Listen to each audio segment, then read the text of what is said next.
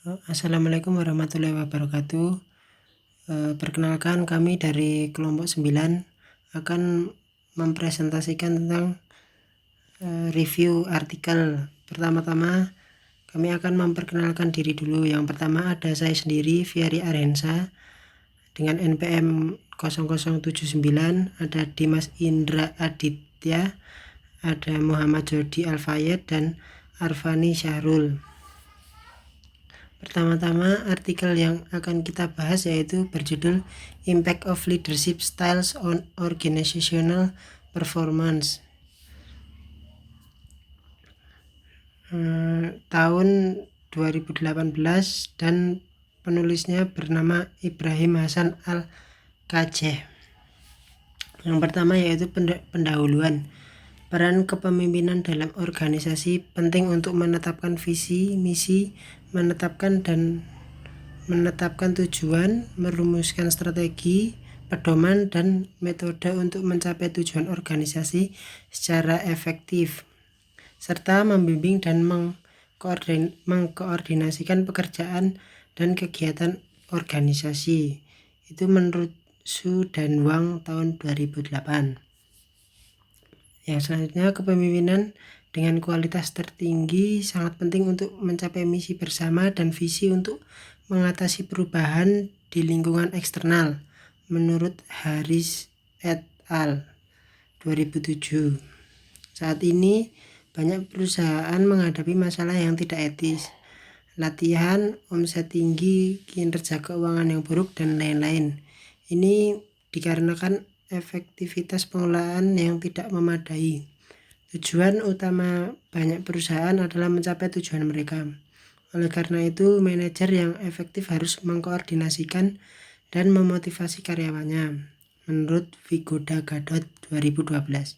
Sayangnya, beberapa perusahaan tidak mempertimbangkan gaya kepemimpinan manajer mereka. Berdasarkan premis tersebut, penelitian ini mengkaji hubungan antara gaya kepemimpinan dan kinerja organisasi. Yang selanjutnya, gaya kepemimpinan. Gaya kepemimpinan dipandang sebagai kombinasi dari berbagai sifat dan perilaku interaksi antara pemimpin dan bawahan, menurut Mitonga, Monga, dan Coetzee 2012. Mitonga Monga menganggap kepemimpinan sebagai model yang berkaitan dengan perilaku kepemimpinan yang bertujuan untuk mengintegrasikan manfaat, efek organisasi atau pribadi untuk mencapai tujuan tertentu. Yang selanjutnya, penampilan organisasi. Penampilan organisasi adalah fenomena multidimensi yang kompleks dalam literatur bisnis.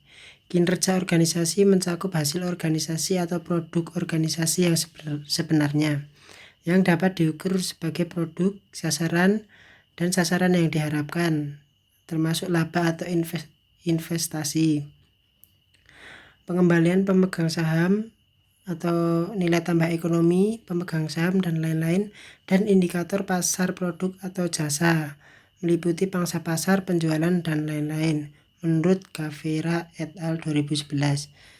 Yang selanjutnya akan dijelaskan oleh Mas Dimas. Assalamualaikum warahmatullahi wabarakatuh. Nama saya Dimas. Kali ini saya akan melanjutkan presentasi dari teman saya. Yang selanjutnya ada metodologi. Untuk menjawab pertanyaan penelitian, pendekatan kuantitatif telah digunakan di pelajaran ini. Ada 3 jenis penelitian pendekatan, yaitu kualitatif, kuantitatif, dan pendekatan campuran. Menurut Kumar 2005, tujuan penelitian adalah untuk menemukan hubungan antar sesama variabel. Pendekatan kuantitatif biasanya dimanfaatkan. Penelitian ini menggunakan metode kuantitatif pendekatan karena tujuannya adalah untuk menentukan hubungan antara variabel dependen kinerja organisasi dan dependen gaya kepemimpinan variabel.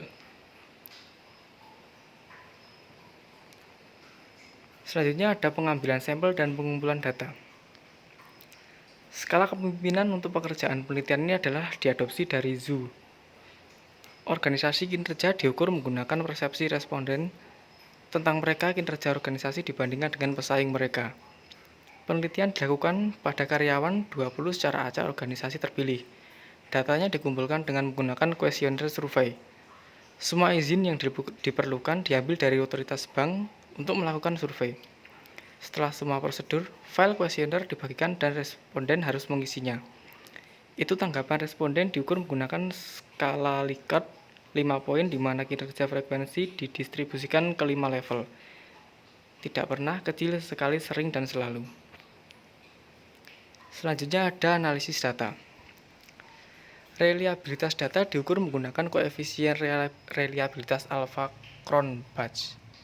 Nilai koefisien Alpha-Cronbach untuk kepemimpinan karismatik, birokrasi, kepemimpinan transformasional, kepemimpinan transaksional, demokratis, kepemimpinan dan kepemimpinan otokratis ditemukan menjadi 0,813, 0,780, 0,087, 0,790, 0,753, dan 0,650 masing-masing.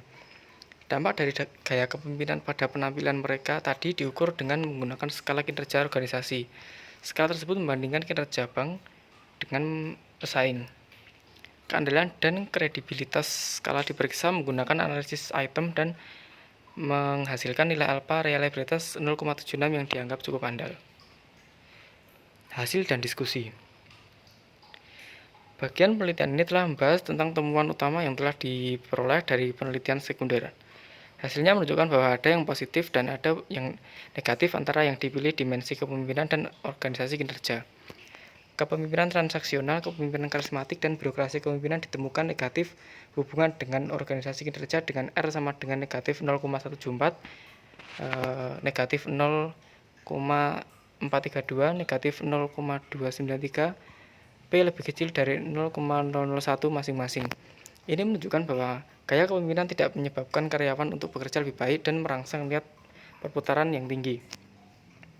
Kepemimpinan gaya seperti karismatik dan birokrasi kepemimpinan adalah gaya kepemimpinan yang baik, proyek jangka pendek atau kecil, tetapi sejauh prospek jangka panjang dan masa depan dianggap mereka tidak bermanfaat seperti yang mereka lakukan, tidak mengarah pada pengembangan karyawan, dan tidak menghasilkan yang diharapkan dari para karyawan.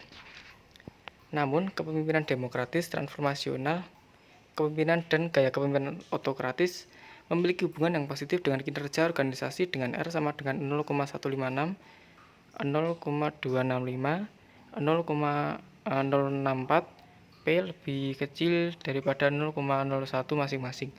Ini menunjukkan bahwa ketiga gaya kepemimpinan tersebut mendorong karyawan untuk bekerja lebih baik dan sesuai tingkat harapan. Ini gaya kepemimpinan harus dipromosikan di organisasi. Terima kasih.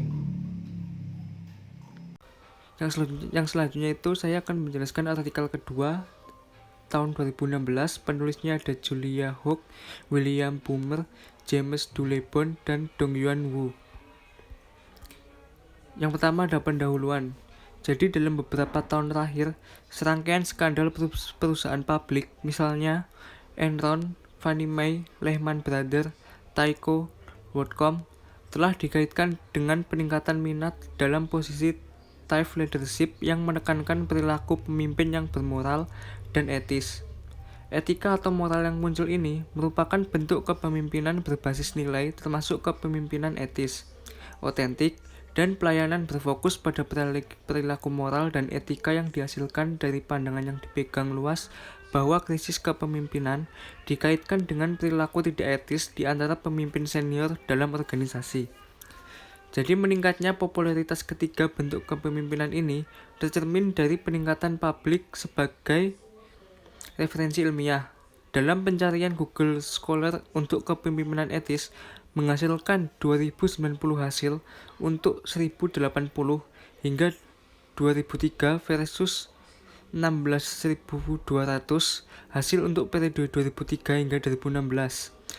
Untuk kepemimpinan asli ada 926 versus 13.200, dan untuk hasil kepemimpinan yang melayani ada 2.630 versus 16.800 hasil. Dengan kata lain, pasti ada banyak perhatian difokuskan pada bentuk-bentuk kepemimpinan berbasis nilai-nilai etika atau moral. Itu tetap untuk dilihat apakah mereka benar-benar menjelaskan sesuatu yang baru atau tidak. Selanjutnya ada kepemimpinan transformasional. Jadi kepemimpinan transformasional adalah sebagai proses yang berkelanjutan di mana para pemimpin dan pengikut meningkat satu sama lain ke tingkat moralitas yang lebih tinggi dan motivasi di luar kepentingan pribadi untuk melayani. Teori kepemimpinan positif ini menyoroti kemampuan pemimpin untuk mempengaruhi hasil pengikut yang positif dengan cara mengidentifikasi dan menangani kebutuhan pengikut dan mengubahnya dengan menginspirasi kepercayaan, menanamkan kebanggaan, mengomunikasikan visi, dan motivasi para pengikut untuk tampil di tingkat yang lebih tinggi. Untuk penggambaran kepemimpinan transformasional otentik dan semua oleh Bas dan Steidmeier tahun 1999 didasarkan pada pengakuan bahwa para pemimpin berpotensi terlibat dalam kepemimpinan transformasional otentik. Bas dan Steidmeier menyatakan setiap komponen baik transaksi maupun kepemimpinan transformasional memiliki etika dimensi. Itu adalah perilaku para pemimpin termasuk karakter moral, nilai, dan program yang autentik hingga kurang autentik. Selanjutnya ada kepemimpinan autentik. Kepemimpinan otentik digambarkan pada karakter moral mereka yang sangat sadar tentang bagaimana mereka berpikir dan berperilaku dan dianggap oleh orang lain sebagai kesadaran akan nilai-nilai atau perspektif moral mereka sendiri dan orang lain, pengetahuan, dan kekuatan. Kepemimpinan otentik dipandang sebagai konsep akar atau pendahulu dari semua bentuk positif kepemimpinan lainnya, termasuk kepemimpinan transformasional, etis, dan pelayan. Gardner mengidentifikasi dimensi kepemimpinan otentik sebagai berikut. Yang pertama ada perspektif moral positif, yang kedua ada kesadaran diri, ketiga ada pemrosesan seimbang, keempat ada transparansi relasional, kelima ada psikologis, dan yang terakhir ada perilaku otentik. Selain itu, kepemimpinan otentik memiliki pengembangan yang kuat. Fokus mental baik dalam hal pengembangan moral pemimpin maupun pengembangan keaslian pengikut. Selanjutnya akan dijelaskan oleh teman saya. Assalamualaikum warahmatullahi wabarakatuh. Kali ini nama saya Dimas. Kali ini saya akan melanjutkan presentasi dari teman saya. Selanjutnya ada kepemimpinan etis. Brown dan kawan-kawan mengidentifikasi bagaimana kepemimpinan etis berbeda dari pemimpin positif lainnya. Pertama, kepemimpinan etis berfokus pada dimensi etika kepemimpinan daripada memasukkan etika sebagai dimensi tambahan. Kedua, menggambarkan kepemimpinan etis termasuk sifat yaitu moral seorang dan dimensi perilaku. Mereka berdalih etis kepemimpinan dapat dicerminkan oleh sifat-sifat pemimpin seperti integritas, tanggung jawab sosial, keadilan, dan kesediaan untuk memikirkan konsekuensi dari tindakan seorang. Bagaimanapun, kepemimpinan etis juga tercermin dalam perilaku tertentu, di mana pemimpin mempromosikan etika di tempat kerja. Pemimpin etis berusaha untuk melakukan hal yang benar dan melakukan kehidupan dan peran kepemimpinan mereka dalam sebuah cara etis. Kepemimpinan etis mengacu pada teori pembelajaran sosial dan berpendapat bahwa pemimpin etis berpengaruh pengikut untuk terlibat dalam etika perilaku melalui pemodelan perilaku dan perilaku kepemimpinan transaksional, misalnya penghargaan, berkomunikasi, dan menghukum. Fokus baru-baru ini pada kepemimpinan etis telah didasarkan pada keyakinan bahwa etika merupakan komponen penting dalam kepemimpinan dan pemimpin yang efektif bertanggung jawab untuk mempromosikan iklim dan perilaku etis.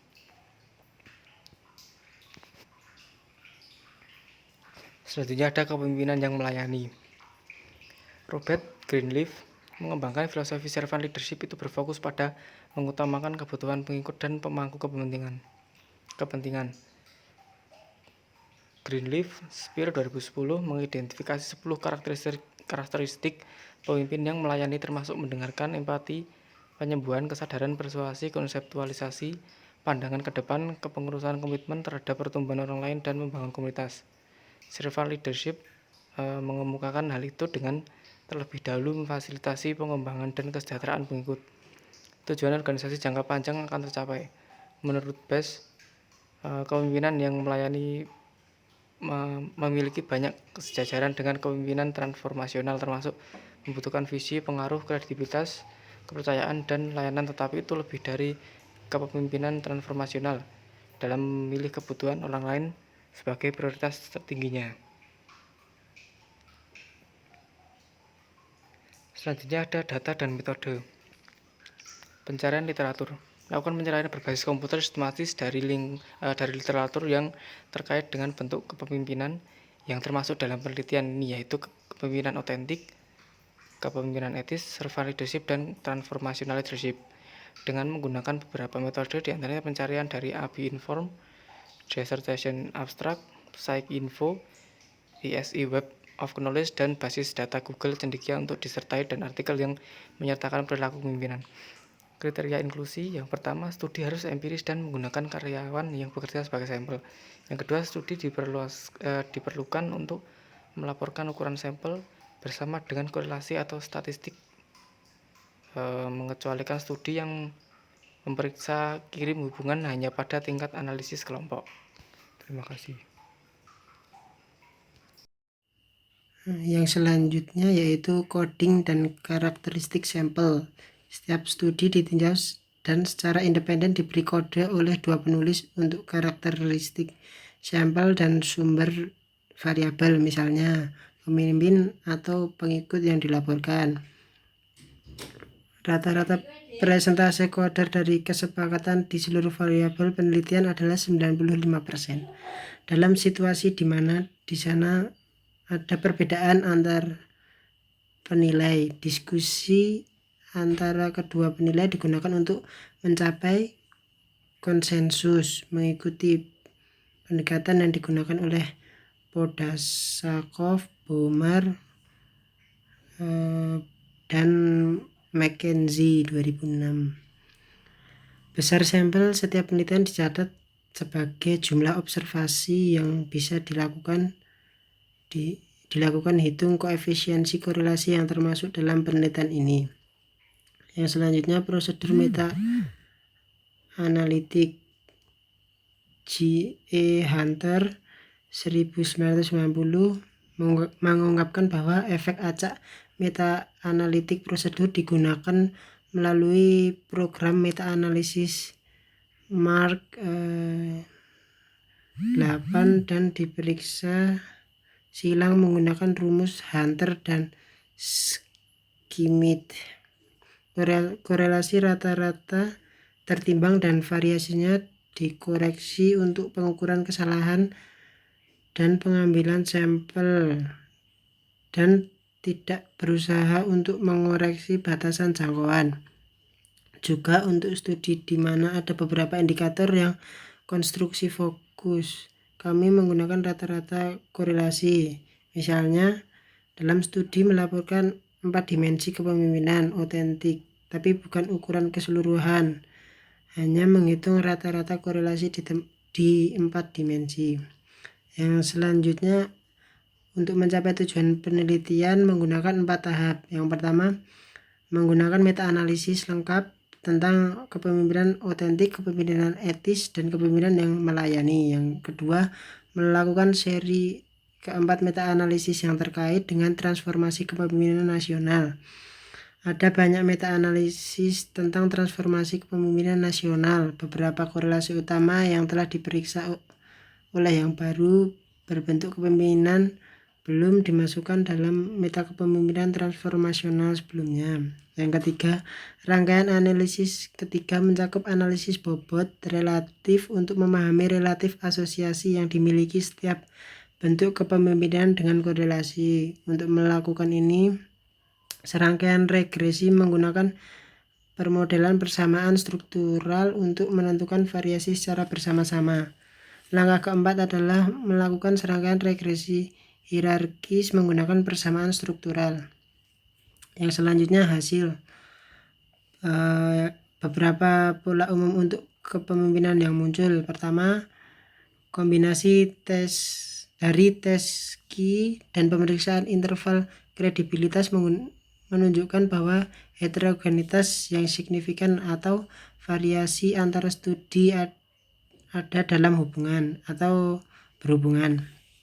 Yang kedua, 17 hubungan memenuhi ambang batas dari 4 sampel atau lebih tinggi. Tidak ada yang lebih dari itu dari 10 ukuran efek tersedia untuk analisis. Mengingat ada total 45 sampel untuk autentik kepemimpinan, menunjukkan bahwa hanya ada sedikit konsensus tentang apa yang telah dipelajari bersama dengan kepemimpinan otentik.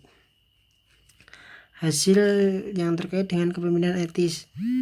Analisis terhadap 124 sampel menemukan bahwa 20 hubungan memiliki 4 atau lebih ukuran efek yang diperlukan. Dari ujian hubungan ini, jumlah rata-rata ukuran efek atau K adalah 15,2 dan ukuran sampel rata-rata atau N adalah 3632. Keduanya berada di antara 2 dan 3 kali lipat dari nilai otentik yang sebanding kepemimpinan. Dalam hal komentar umum, tingkat heterogenitas yang tinggi ada di pemimpin etis dengan 19 dari 20 kasus atau 95% menunjukkan varial residual yang signifikan di antara efek tersebut dibandingkan dengan literatur otentik. Literatur kepemimpinan etis memiliki fokus pada aspek yang lebih rinci dan konstruksi umum, misalnya subdimensi dari komitmen, kepuasan, dan kewarganegaraan. Yang selanjutnya akan dijelaskan oleh Mas Arf. Yang selanjutnya adalah hasil meta-analisis servant leadership. Analisis keseluruhan dari 49 sampel menemukan hubungan yang relatif sedikit yang telah dilihat secara konsisten.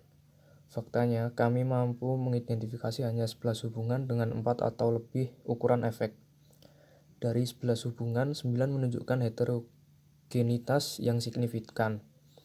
Jumlah sampel yang rendah yaitu rata-rata 6,4 ditambah dengan ukuran sampel rata-rata terkait yang relatif rendah yaitu 1,637. Lebih lanjut menunjukkan bahwa penelitian empiris yang masih ada terkait dengan kepemimpinan yang melayani agak jarang dan penelitian yang telah dilakukan belum memiliki fokus yang konsisten. Secara keseluruhan, temuan yang terkait dengan kepemimpinan yang melayani dapat diartikan dengan sedikit lebih percaya diri daripada kepemimpinan otentik, tetapi secara signifikan kurang percaya diri daripada hasil yang terkait dengan kepemimpinan etis. Kemudian selanjutnya yaitu hasil meta-analisis kepemimpinan transformasional.